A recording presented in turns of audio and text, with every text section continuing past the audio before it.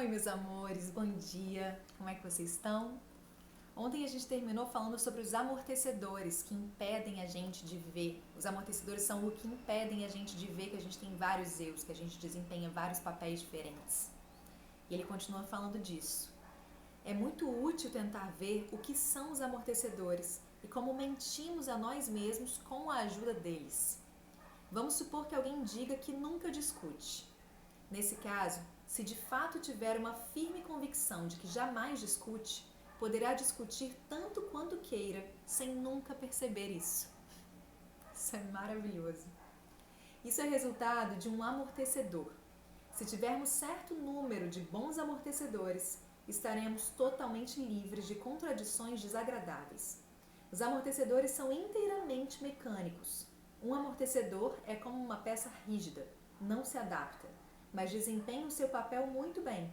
Impede-nos de ver as contradições. Impede a gente de ver que a gente é muito múltiplo. É tipo isso, né? Vocês conhecem alguém assim que fala isso? Não, eu não brigo e tal. E quando você vê, tá... eu vejo isso muito, tá? Inclusive comigo. Não necessariamente essa coisa de discutir, mas muitas outras. Pergunta: como os papéis são criados? Resposta: os papéis não são criados, não são conscientes. São adaptações às circunstâncias. Pergunta: é difícil parar de representar um papel? Resposta: não é uma questão de parar, mas de não se identificar. Só falamos sobre a consciência e a mecanicidade. Se um papel é mecânico, devemos observá-lo e não nos identificarmos com ele. A coisa mais difícil é nós agirmos conscientemente. Começamos conscientemente e em seguida, geralmente nos identificamos. Tipo uma meditação, né? A gente começa lá observando a nossa mente, os nossos pensamentos, e de repente a gente já está identificado com ele, já foi longe, já foi embora. Pergunta: o Senhor disse que não podíamos mudar nenhum dos nossos eus, porque o homem é uma máquina tão bem equilibrada que seria prejudicial perturbar tal equilíbrio? Resposta: sim, mas me refiro a alguém que tente se modificar sozinho, sem conhecimento, sem plano ou sistema. Mas se trabalharmos com um plano, tal como este sistema, é diferente. Além disso, na prática da não expressão das emoções desagradáveis ou na luta contra a imaginação e coisas desse tipo, muito pouco se pode fazer inicialmente. Isso é mais para a observação de si mesmo. Pensamos que, se decidimos fazer uma coisa, podemos realmente conseguir, mas isso não é assim. As coisas se passam automaticamente, mecanicamente, e não nos damos conta. Mas se começarmos a nos opor a elas, ou a ficar consciente delas, né, como se a gente pudesse ver elas de um ponto de vista mais amplo, começaremos a percebê-las. Assim, tudo isso é mais no sentido de observar do que no de conseguir resultados. Não é tão fácil obter resultados. É um dia de cada vez. O primeiro momento é só observar. Pergunta: se vamos deter a imaginação, não devemos ter um ponto fixo onde fixar a nossa mente? Resposta: sempre temos bastantes pontos onde fixar a nossa mente. A questão é: podemos fixá-la? Temos o poder de observação, mas não podemos manter a nossa mente no que queremos. Quanto à luta contra a imaginação, sugeriu-se apenas como uma luta, não significa que devamos detê-la.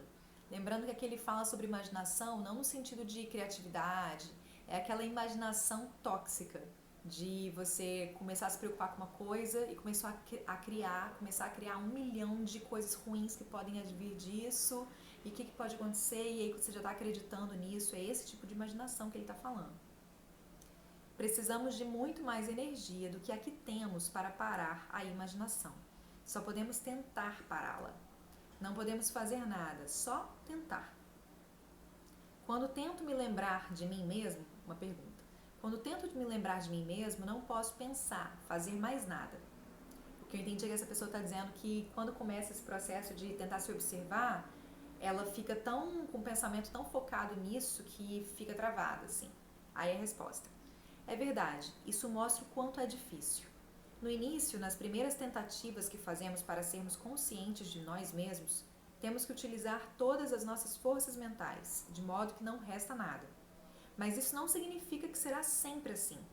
Não se trata da verdadeira lembrança de si mesmo, só estamos estudando como fazê-lo. Verão mais tarde que a consciência pode existir sem o pensamento, que é algo diferente do pensamento. Utilizamos o pensamento apenas para dar um empurrão, e depois ele começa a se movimentar nessa direção, e nos tornamos conscientes sem o pensamento. A gente começa observando com a ajuda do pensamento, e depois a gente se livra do pensamento. Depois podemos pensar sobre qualquer coisa que quisermos, mas no começo temos na verdade que usar essa energia mental, porque é a única controlável que temos, excetuando os movimentos. Mas não nos podemos fazer conscientes girando uma roda ou correndo. Ele fala que a gente tem que parar para fazer isso, né? Desse modo, temos que usar de início a energia do pensamento. Não quer dizer que tenhamos que fazer isso sempre. Estamos abrindo uma porta. Pergunta: por que este sistema não é amplamente conhecido e popular? Resposta: ele não pode ser, devido ao seu caráter negativo. Estudamos a maneira não de adquirir, mas de perder. Se pudéssemos adquirir coisas imediatamente, o sistema seria popular, mas não se pode prometer nada. É difícil esperar que gostem disso, porque ninguém aprecia perder ilusões. As pessoas querem coisas concretas, sem compreender o que é possível. Querem saber logo o que podem conseguir, mas inicialmente devem perder muitas coisas. As ideias desse sistema nunca poderão ser populares enquanto não forem deturpadas, porque as pessoas não concordam que estão dormindo e são máquinas. Aqueles que se consideram importantes sempre se oporão a essa ideia. Esse sistema não pretende oferecer ideias às pessoas que não as querem. Se elas tentaram outros métodos e se deram conta da futilidade deles, podem querer tentar este sistema, que é apenas para os que têm necessidade dele. É preciso compreender a situação do homem e também as suas possibilidades. Como eu disse, o homem está na prisão. Se percebe isso, pode querer se evadir, mas pode temer que, fugindo da prisão, possa se achar numa situação pior do que antes, e dessa forma pode se conformar em permanecer na prisão. Quando a gente começa a fazer terapia e começa a entrar em um monte de buraco e vai vendo coisas assim, geralmente a gente fala, não quero mais ser consciente, quero esquecer disso. Se decidir fugir, deverá compreender que há duas condições necessárias. Ele deve ser de um grupo de pessoas que querem fugir, porque é preciso cavar um túnel e um homem sozinho não pode fazer isso. Em segundo lugar, é preciso receber a ajuda daqueles que escaparam antes. Assim, ele deve dar-se conta de estar na prisão, depois deve querer fugir, em terceiro lugar, ter amigos que também queiram fugir e, finalmente, receber ajuda de fora e cavar um túnel. Nenhuma dose de fé ou oração pode cavar o túnel para ele, e não sabe o que encontrará ao escapar da prisão. Há muitas razões pelas quais um homem não pode sair da prisão, mas 20 pessoas podem. Cada uma aproveita o trabalho dos restantes. O que uma ganha, todas as 20 ganham. Pergunta: nós progredimos mais pelo processo de eliminação do que pelo de construção? Resposta: há dois processos. Em primeiro lugar, o de eliminação. Muitas funções mecânicas inúteis devem ser eliminadas. Depois, o de construção. Pergunta: o Senhor disse que a nossa meta deveria ser a aquisição da consciência de si mesmo. Essa meta, no entanto, parece grande demais para mim, porque não sei o que é a consciência de si mesmo. Como posso compreender melhor a ideia de uma meta adequada? Resposta: você deveria ser capaz de compreender a questão da meta, não necessariamente de dar uma resposta. A meta é, de modo geral, uma só, grande ou pequena. Você já deve ter chegado a algumas percepções, através das tentativas de estudo de si mesmo, e com base nelas pode ser capaz de formular a sua meta. Consideremos isso da seguinte forma: podemos dizer que a nossa meta é a liberdade, que queremos ser livres. E podemos dizer que não somos livres agora. Isso é suficiente para uma formulação geral. Se começarmos com essa formulação, seremos sempre capazes de ver onde estamos. Poderemos ver o quanto não somos livres, em que estamos nos tornando. Quando a gente percebe que a gente não é livre, ele diz que a gente já está se tornando mais livre, só de perceber isso. Essa ideia de falta de liberdade deve ser estudada individualmente por cada pessoa. Em outras palavras, Todos devem ser capazes de ver de que modo não são livres. Não basta se lembrar das palavras "não sou livre". É necessário sabê-lo de maneira precisa. Devemos nos dar conta de que, a cada momento da nossa vida, decidimos fazer uma coisa e fazemos outra. Queremos ir a um determinado lugar e, na realidade, vamos a outro. E assim por diante. Ora, isso não deve ser considerado literalmente, mas cada um deve ver a sua própria forma de falta de liberdade, a que lhe é peculiar. Quando todos perceberem isso, será mais fácil falar da falta de liberdade.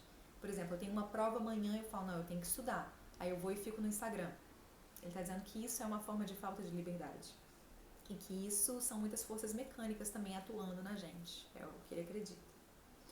Todos compreenderão, então, que são escravos e verão o que de fato os dirige e controla. Em seguida, será simples compreender que a meta é a liberdade. Mas enquanto essa ideia for simplesmente teórica, não servirá de nada.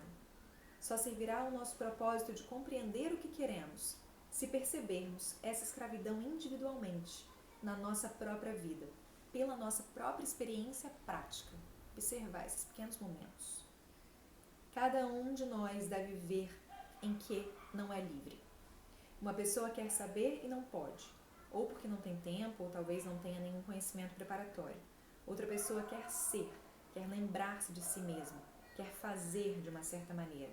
Mas as coisas acontecem de modo diferente, não como ela quer.